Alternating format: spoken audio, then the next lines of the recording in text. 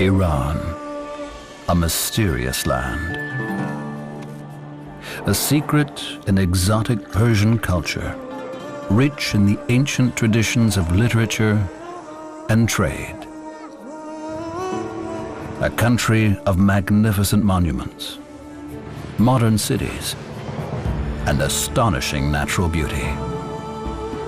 Home to a surprising wilderness of habitats that look European and others that feel distinctly African.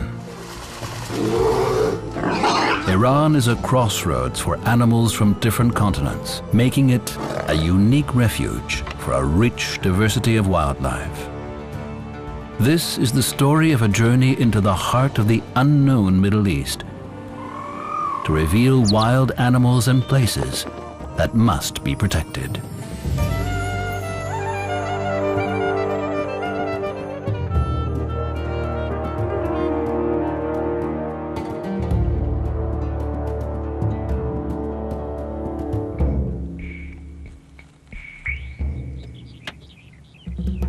Benny Rebel was born in Iran. He left his native country at the age of 19 and is now a renowned wildlife photographer and conservationist in Germany. Benny is returning to Iran for the first time in 20 years, and his aim is to explore, document, and raise the profile of Iran's little-known wildlife. Benny will spend the next 6 weeks exploring the national parks and nature reserves in a country 3 times the size of France. For Benny, this is a journey with a serious mission. I would like to take some photographs of the unknown wildlife of Iran to show the people which treasure they have in their own country, to mobilize them to protect these all beauties of nature. Benny starts his expedition in the hot and dry regions of southern Iran. More than half of this vast country is arid scrubland and desert, but there are animals which have adapted to survive in this sparse landscape. Indian gazelles or chinkara, and an Asiatic cheetah. This subspecies of cheetah is today only found in Iran. Chinkaras are its main natural prey.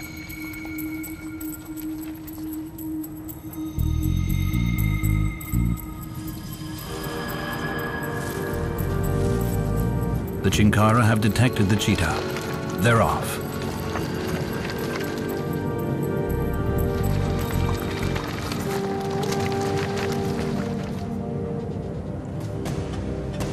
The cheetah has spotted another opportunity.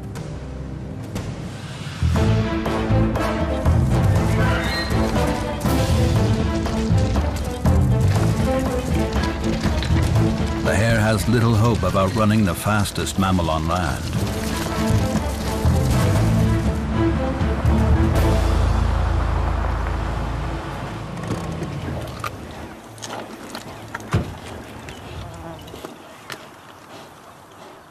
It's only a small meal for the cheetah, but it can't afford to be choosy. Chinkara populations were decimated by hunting in the last century, and the large herds that once roamed these grasslands have disappeared. The cheetahs have had to look for other sources of food.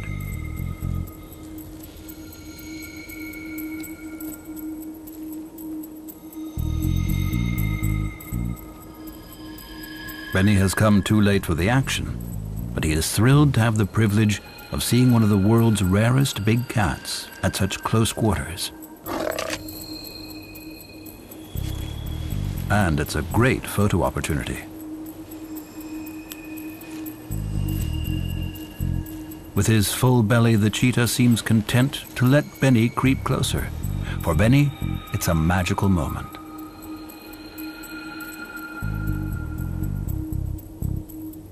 The cheetah was once widespread across the Asian continent, but has now disappeared from most of its former range.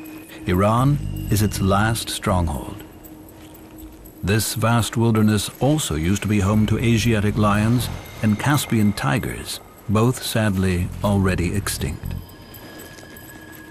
The Asiatic cheetah is also on the verge of extinction.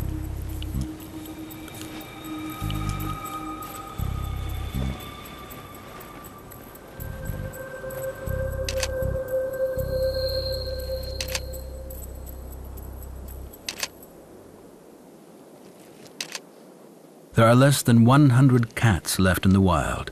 Benny is determined to ensure its survival.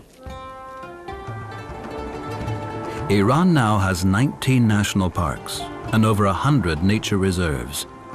Close to Benny's old hometown, Arak, in the center of the country, lies Haftad Gole National Park. Benny has spotted 2 fluffy, long-eared owl chicks. He's keen to get closer. As a child, Benny used to climb here and can remember some of the rough pathways through the rocks.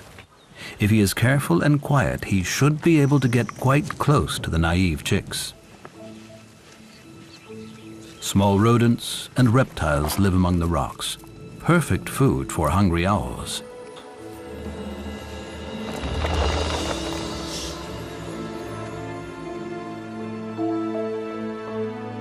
This skink actually had a lucky escape. It only sacrificed its tail to the owls. A natural break allows it to drop off, to be left as a wriggling decoy. The lost part of the tail will regrow again within weeks.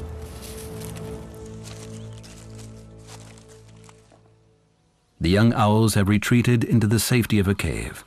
They clearly don't have many human visitors and seem unfazed by Benny's attention.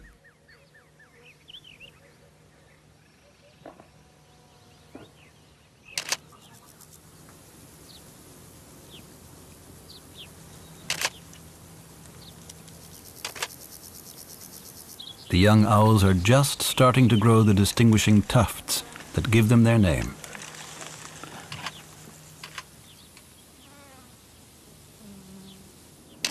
There are 8 different species of owls in Iran, and there is ample food for them all.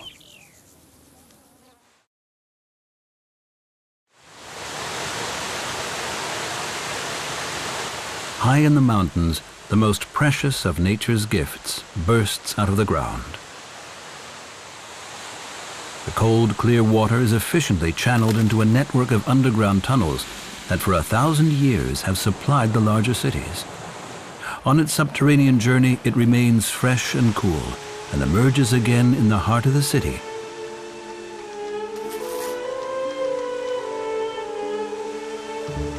Water plays a significant role in the Islamic religion. It's a sign of life, energy, and happiness. Iran's dry heat makes shade and water the most essential elements of its parks and gardens.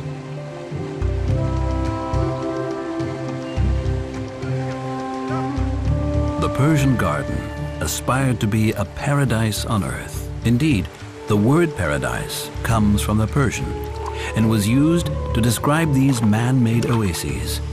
The city parks with their water features offer a cool and tranquil retreat and are a place for relaxation and inspiration.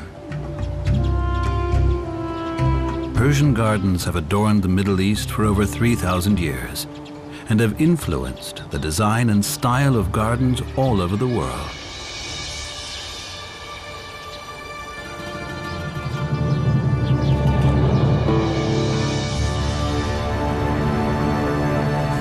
Iran's hot and dry climate makes life tough for both plants and animals. But the rocky cliffs are home to a mountain specialist, Persian ibex, or wild goats.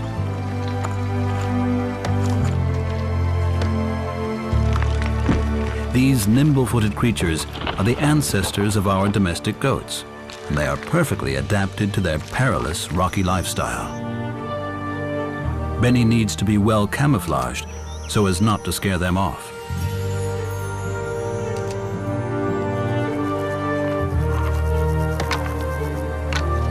Both males and females have impressive horns and battle to determine their place within the herd.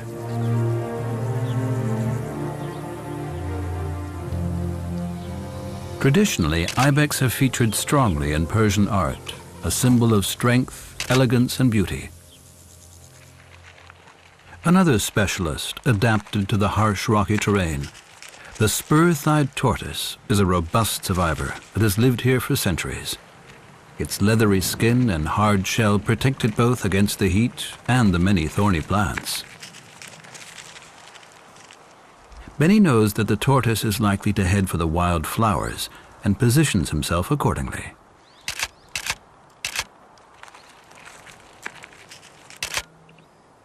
These blooms and leaves are a soft treat, high in moisture, that the tortoise can store in his bladder.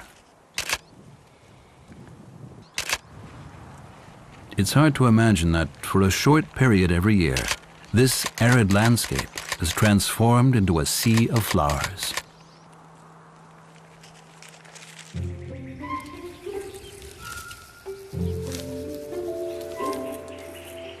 The numerous crevices between the rocks are home to small rodents. They may look like hamsters, but they are in fact pikas. They are busy collecting flowers and grasses which they dry in stacks in the sun and then store in their burrows for food and bedding. This can be dangerous work when there are predators about.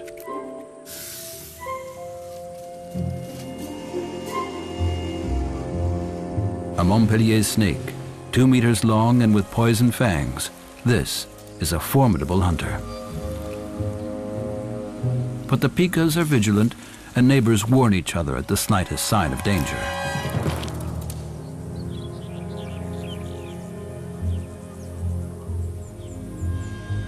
Iran's hot and arid conditions may be inhospitable to some, but snakes and other reptiles thrive here. Iran is home to over 70 species of snakes.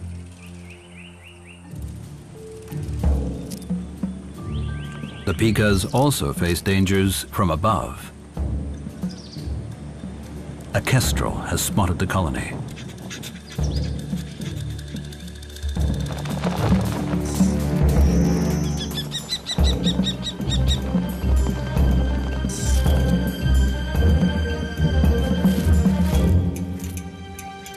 Their camouflage and knowledge of the rocky crevices puts the pikas at an advantage. Not every hunt is successful. Looking at a map of Iran, the outline of the country has similarities with the shape of a cat, ears pointing northwest. Benny is heading further south into the country.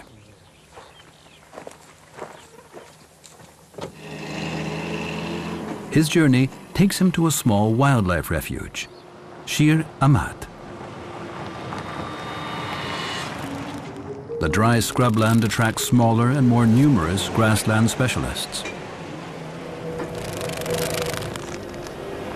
An army of migratory locusts are gathering force. Huge swarms of these insatiable insects can form undetected in the desert and travel en masse to ravage surrounding farms.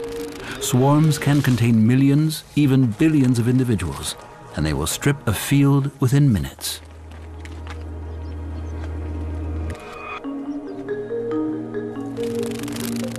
But in small numbers, they are no trouble. And for Benny, they are simply another delightful wildlife attraction.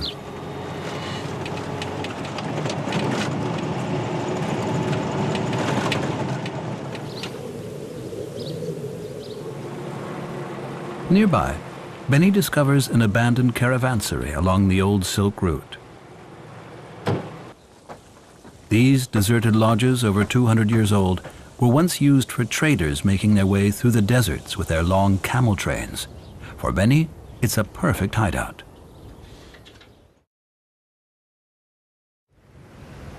It's really luxury to be here. I've seen other places where mosquitoes bite you and dirty, wet and hot. So this is a good place to wait for animals.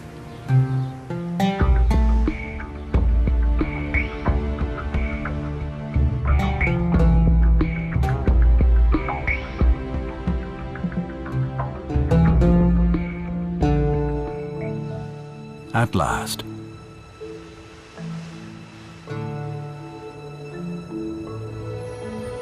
A Persian gazelle. Large herds of these elegant animals once roamed the steppes of Iran, but mass slaughter over generations means they are now rare and endangered.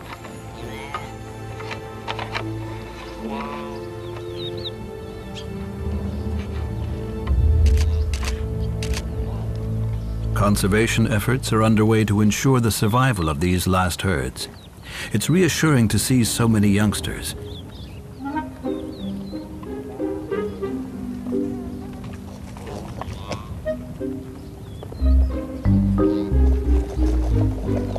Gazelles play a major role in Persian art and literature. Their gracefulness and elegance, a symbol of female beauty. Benny is distracted by a splash of color on the open grassland. European rollers. They are panting to cool down in the midday heat. In Iran, these insect eaters are still abundant.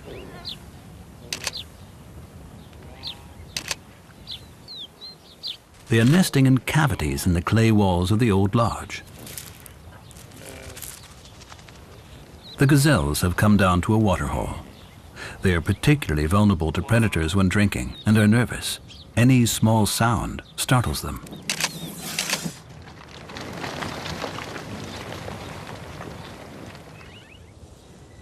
The end of a rewarding day for Benny and a magical sunset in the wild. Iran today has over 70 million inhabitants, and most are clustered in the few urban concentrations. Isfahan, in the heart of the country, was once a small oasis. Today, it's a city of millions.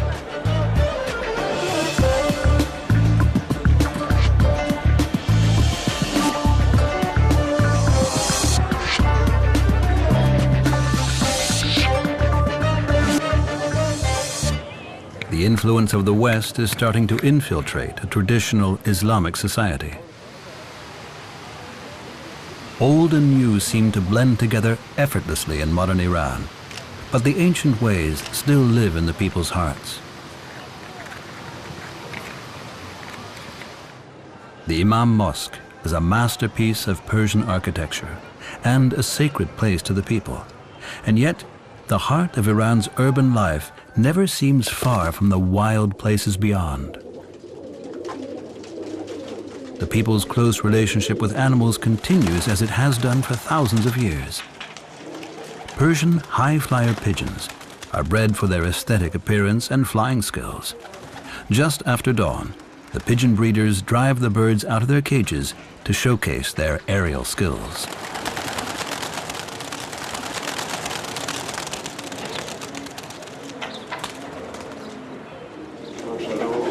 For Benny, this is a trip back to his childhood, where he used to raise these birds himself. Although gambling is illegal in Iran, high bets are placed on the birds. Cars and even homes are at stake. The aim is to have as many pigeons as possible in the air for a set period of time. The tumbling display, a specialty of this breed, has given them their other name, tumbler pigeons. Each of these birds is valued at a few $100s. It's worth catching any strays.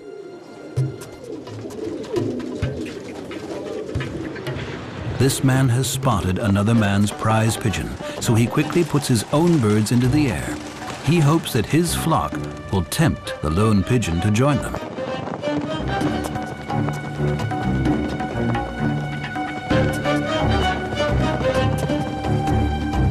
He was right. The strange bird joins his flock.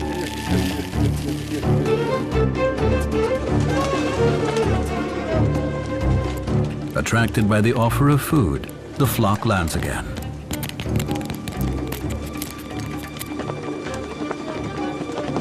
And amongst them is the new pigeon. His plan worked.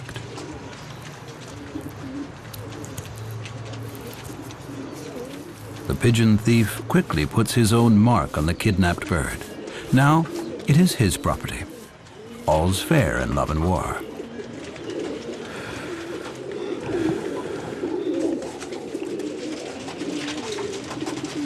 The freshly acquired pigeon will not be allowed to fly until it has been well integrated into the new flock. Its wings are tied with string to prevent it from escaping home.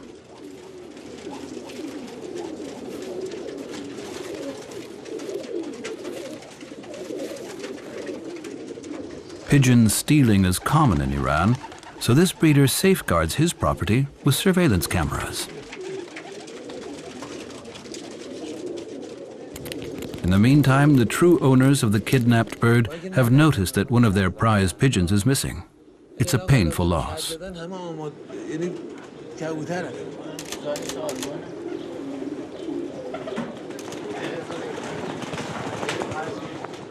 Keeping pigeons is considered holy in Iran and thought to bring good luck.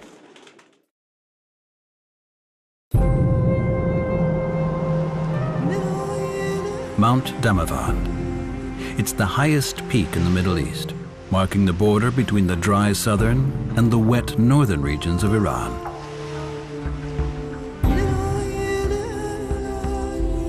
The Alborz Mountains in the far north of the country are covered in deciduous woodlands that resemble those in Europe. Wild boar noisily root around in the undergrowth. They are the ancestors of our domestic pigs.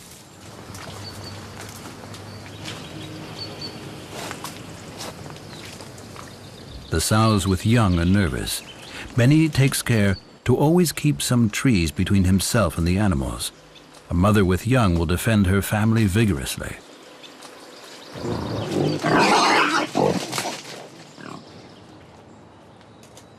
A large male takes stock of Benny. Will it come to a showdown? Benny tries to remain calm.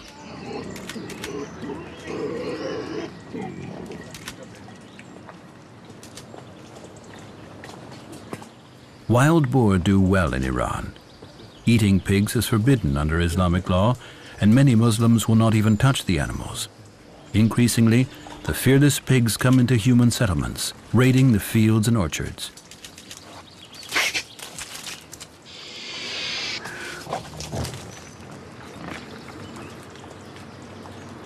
With their natural predators such as wolves, leopards, and lions almost gone, wild boar populations are on the increase. But there is one predator in these forests that will still take one of the young piglets, given the chance. The brown bear. The Alborz Mountains still holds a few dozen. And most other animals will give them a wide berth.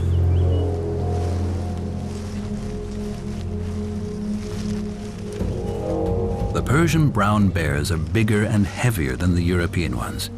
But like their cousins, their forest habitat is rapidly disappearing, falling victim to illegal logging. The safety of the national park provides a last refuge for the bears.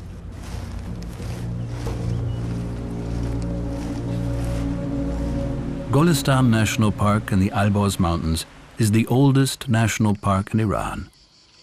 On the weekends, crowded with tourists from nearby Tehran. Today, it faces serious problems, and Benny feels it's crucial to document and make people aware of them. I'm a wildlife photographer, but sometimes it's better to take videos to show some problems or some issues. So it's much better to make some problems understandable for the environmental protection issues with videos than with photographs. In Golistan, as in many of Iran's national parks, conflicts between humans and animals are on the increase. Benny films wild boar coming into the tourist camp. The pigs are searching for scraps of food and losing their natural fear of humans. This could pose problems in the future.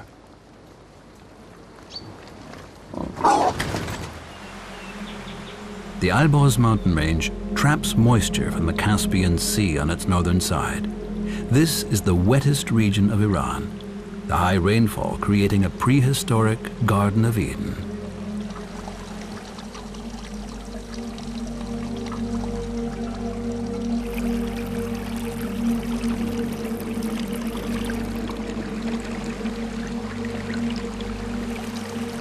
green mountainsides are like gigantic sponges that gratefully soak up the water from the clouds.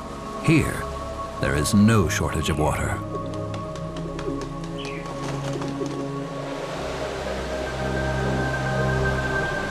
Numerous streams and rivers gush out of the rocks, producing enough water to supply most of the country. It's a precious resource that is not taken for granted. Water, the gift from God, is the essence of the gardens of paradise. Cool and secluded spots like these attract visitors from afar.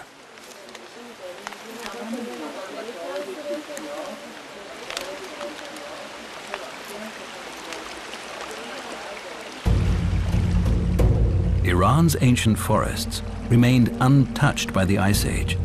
It was from here that the forest gradually spread northwards into Europe again.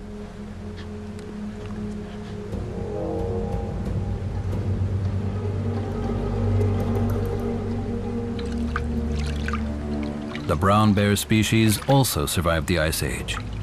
They are mostly solitary creatures, only coming together during the mating season.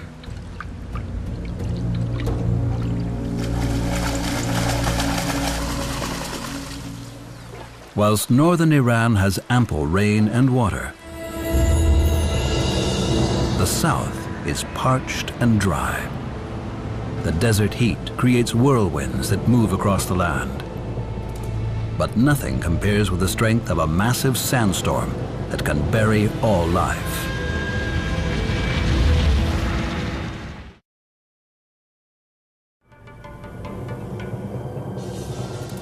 Vast sand dunes spread across the land like the Sahara Desert. Yet, within this desolate landscape lies Iran's largest wildlife refuge, Naibandan. Plants and animals living here struggle to survive. A crested lark has found one of the few remaining pools of water. Others are quick to join.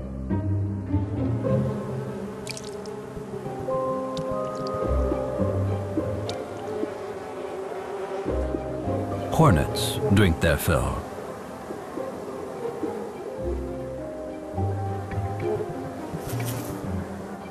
And butterflies put out their long mouth parts to probe for salt in the moist soil.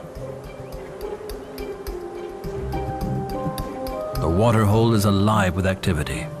A wasp fashions perfect balls from the wet mud to build its nest. In the parched landscape, these pools are honey pots that attract all sorts of animals, even larger ones. Benny looks for signs of big cats. It looks like a fresh leopard track, so it might be from last night. This is exciting news, and Benny decides to stake out the pool to capture images of any nighttime visitors.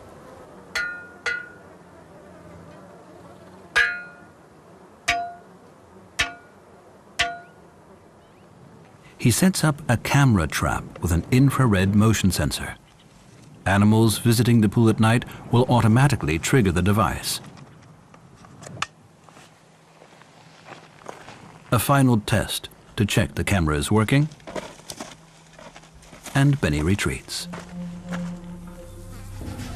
A praying mantis seems to be undisturbed by the commotion. It carries on with the business of ambushing passing shield bugs.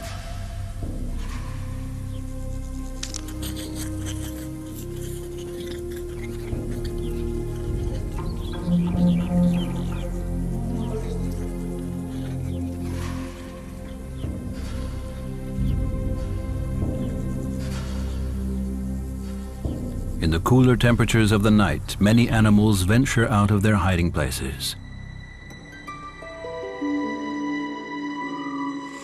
Nighttime sounds fill the air.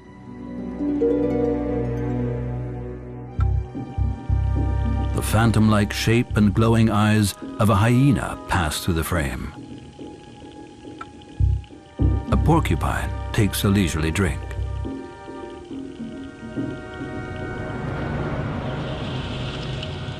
Sadly, no sign of the leopard from the night before.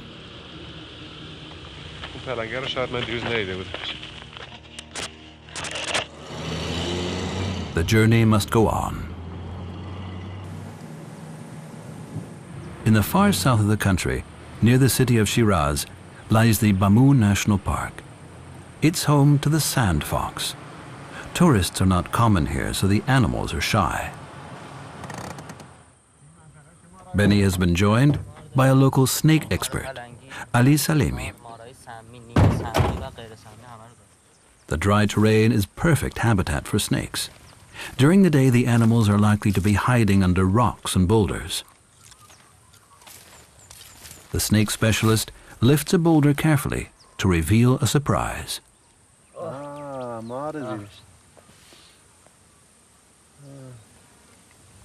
This isn't an earthworm, it's a tiny snake.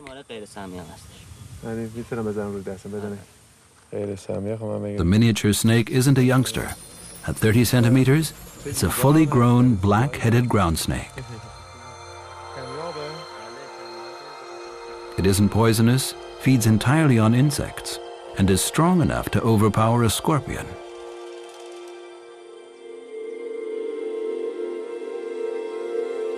Snakes, big and small, are symbols of evil in Iran, and most locals believe that only a dead snake is a good snake.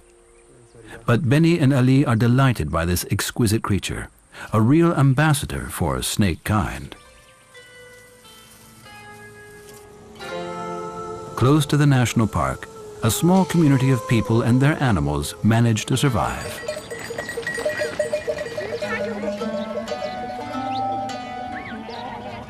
The Qashqai nomads travel with their herds through the vast grasslands. Goats are their most precious possession. Every evening, all the family join in milking the animals.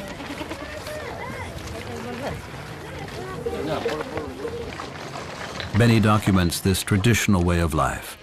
No one knows how long these ancient customs will be preserved. For the Qashqai, their goats are a lifeline. They provide valuable protein in the form of milk, cheese, and meat. But these days, the nomads only roam the grasslands in the summer months. In winter, they prefer the comforts of the city. Their traditional lifestyle is changing, and the influences of city life are plain to see.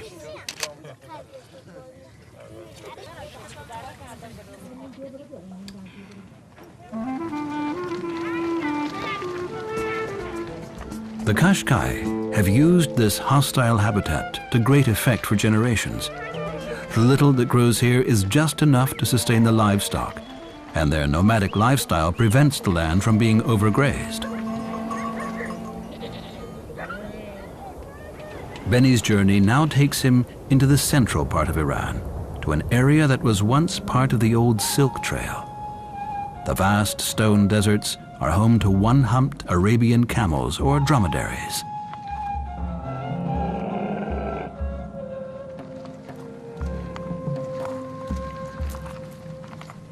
Their ancestors came from Arabia and Africa, huge caravans of camels carrying heavy goods across the continent. These sturdy beasts played an important role in Iran's trade and history, bringing with them a new religion from the Arabic world into Asia, Islam.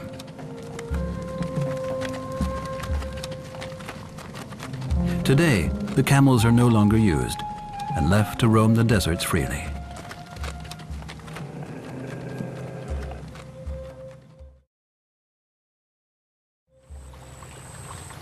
Benny and the ranger prepare for a hot, dry journey through Baramgur National Park.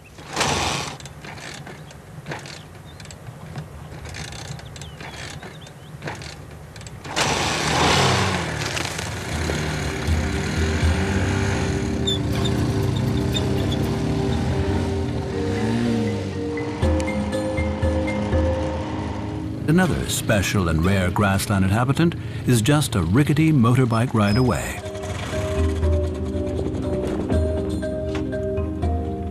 It hides deep within the vast grasslands of Baramgur.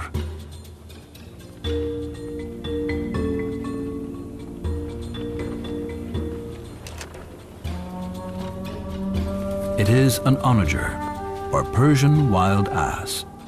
This subspecies of the Asian wild ass is only found in Iran, and the national park offers them a last safe refuge. The horses are highly nervous and can spot people from nearly a mile away. They were once a favorite quarry of kings and emperors, and their population today is down to just 400. It's a privilege to catch a glimpse of these rare animals.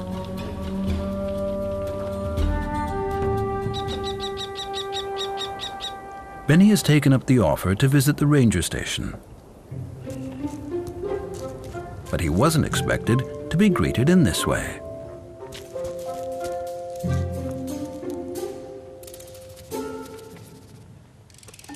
It's an immature Eurasian black vulture, and it's taken an interest in Benny's camera. The scruffy scavenger turns out to be a willing model, and Benny decides to try out his 3D camera on the obliging bird. The two cameras side by side will create a 3D effect when the two pictures are merged.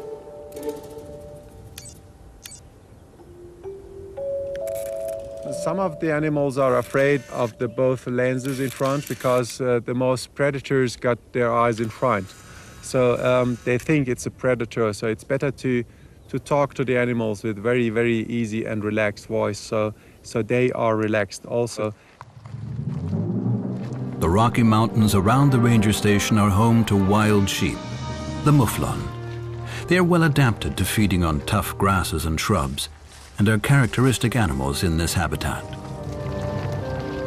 The mouflon live in large herds that the males join during the mating season. The females give birth to 1 or 2, and they are well protected within the safety of the herd.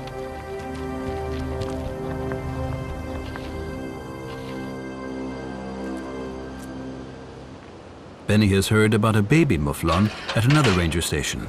He's going to investigate. It may be his chance to get some really appealing shots.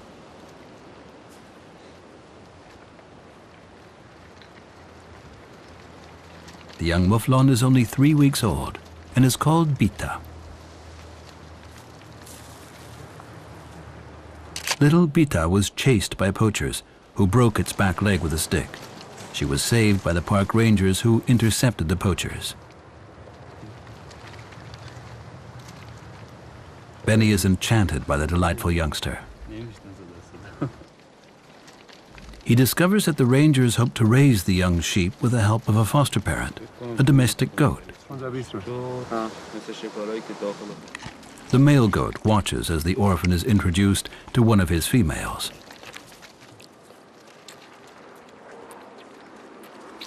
The young animal immediately tries to suckle from its foster mother. It's a good start.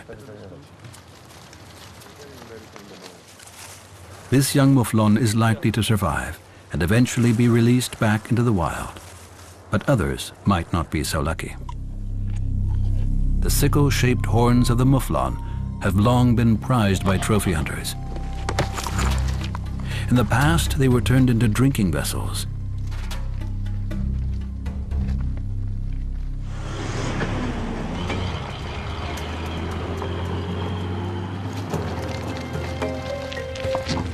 Even today, the mouflon are still wary of hunters and prefer to stay within the safety of the rocks.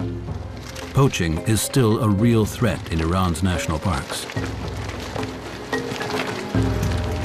Iran's wildlife reserves ensure that rare and endangered animals have a chance to recover and survive. Despite the threats facing Iran's larger wildlife, smaller creatures like this rock agama are still abundant.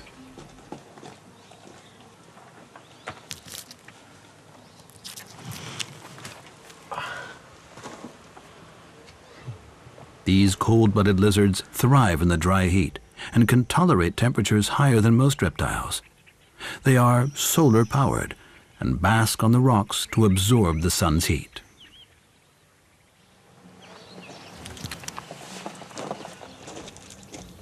The agama will use any exposed site to warm up and is happy to exploit man-made constructions.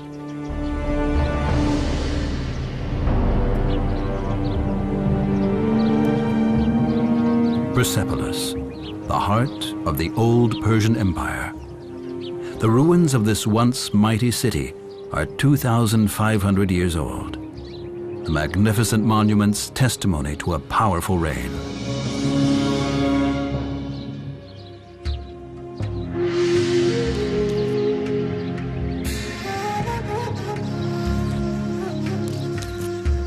Today, the ruins are alive with wildlife and provide shelter for all kinds of creatures.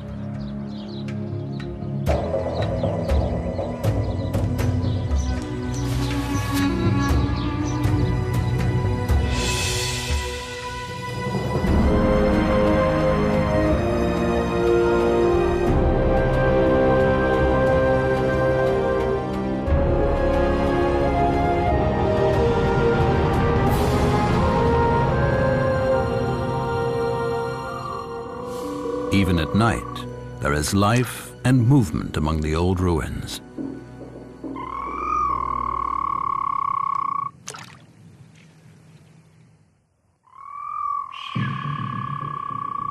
A 1,000 kilometers north of Persepolis, in Golestan National Park, Benny is hoping to find one of the large forest mammals.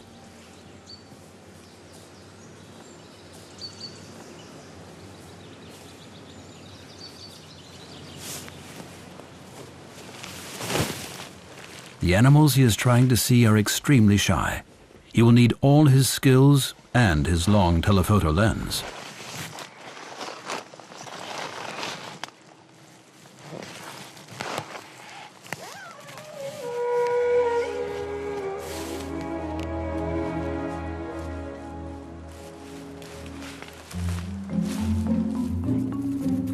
Caspian red deer.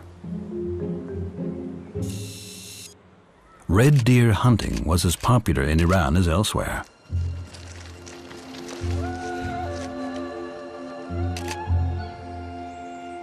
Their antlers were desired trophies. Today, the remaining populations are protected and only found in pristine forests in the north of Iran.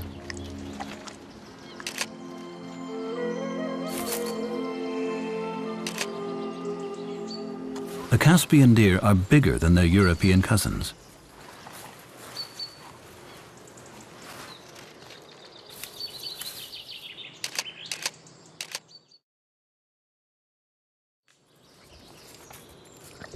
The adults have no natural predators, but the fawns make easy prey for a forest hunter.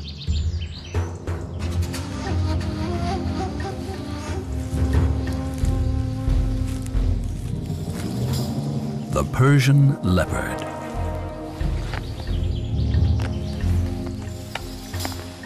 Their main prey are young or weak wild boar and deer.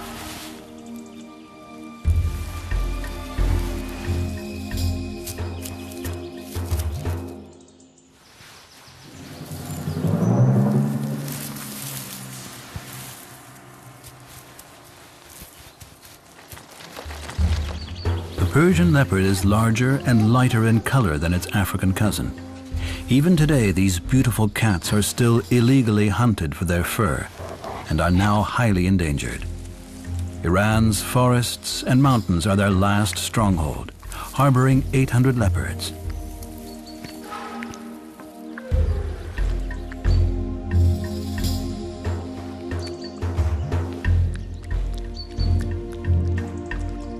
Although most of the leopards live within protected reserve areas, here too they are no longer safe.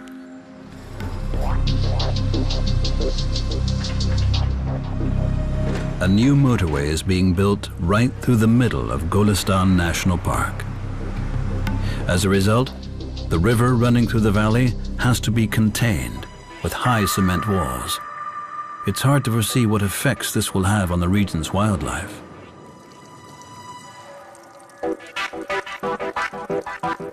As you see, there is a wound in the national park, and it's a genetic problem for some of the animals because the animals on this side of the road can't have the contact with the animals on the other side of the road. So there is a wall between them.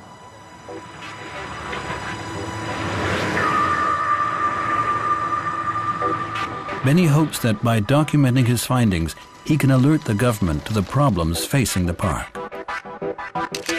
Whilst some of Iran's constructions are not in the interest of animals, other more ancient ones were made specifically for them.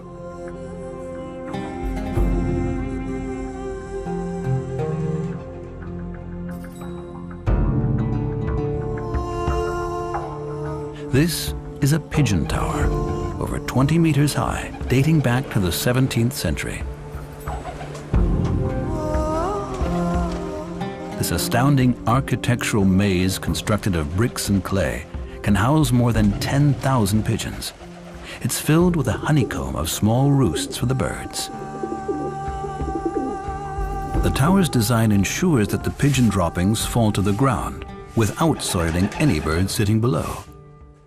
The pigeon guano was traditionally collected and used as fertilizer on the fields.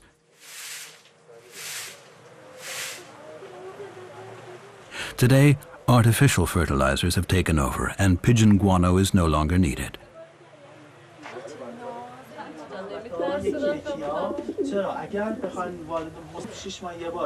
The remaining towers are still preserved as historical monuments for tourists and visitors.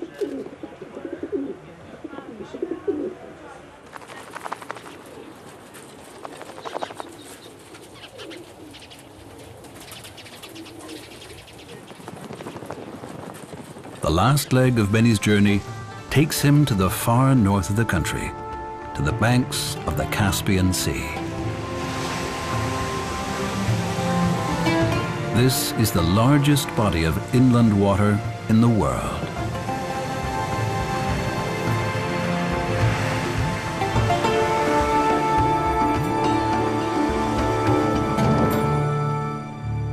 A golden jackal. It's hoping for an easy meal washed up by the tide.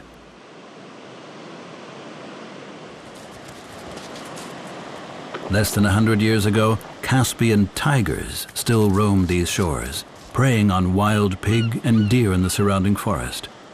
They were hunted to extinction, so the jackal has one less natural competitor. But there are now plans to reintroduce tigers to these parts once more. Benny knows that this fertile delta is likely to give him a chance for a few last photos of some impressive animals.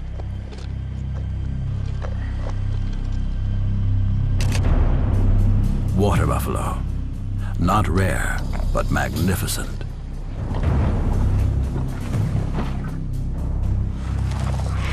They are closely related to the endangered wild water buffalo from Southeast Asia. Although these are domestic animals, the sturdy beasts are allowed to roam freely through the grassland and marshes. They cope better with the humid climate here than any other cattle. The buffaloes are valuable livestock for the people, providing meat, milk, and leather, whilst their dung is used as fertilizer.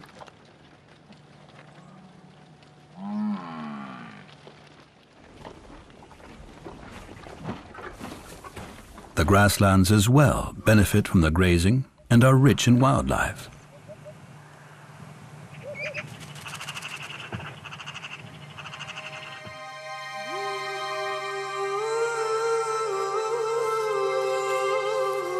The calm lagoons of the Caspian Sea attract migrant birds.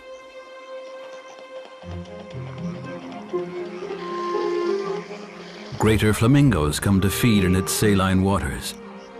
They are the largest, but also the palest of the world's flamingos. They stir up the mud with their feet and use their specialized bills to filter small shrimps and algae out of the water.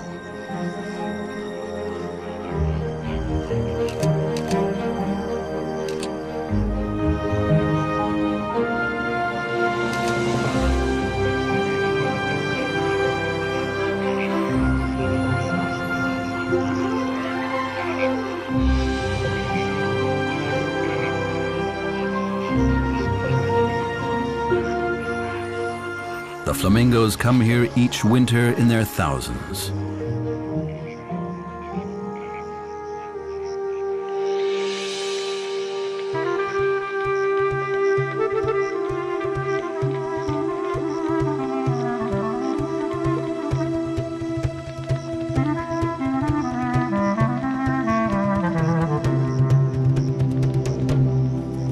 Benny is nearing the end of his 6-week expedition. He has traveled 7,000 kilometers through Iran, yet seen only a fraction of this vast and little-known land. Benny has documented much of what he's seen in pictures, but he has also written a report which he plans to send to the Minister for Environment. His mission is to add his voice to those of others trying to save Iran's remaining wildernesses. I have already some connections in Iran. They try to do some projects for saving nature, what is left in the nature. And I hope that I can keep the contact and work with these people to conserve what is left for the next generations. Iran. Benny is hopeful for the future of his country. Iran's secret wilderness is a mosaic of beautiful and contrasting habitats. It's a country where different continents collide to create an almost impossibly rich diversity of animals existing side by side.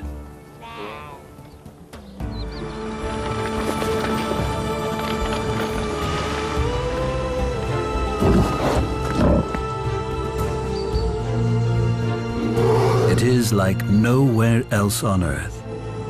A little-known world in danger of disappearing even before it's discovered.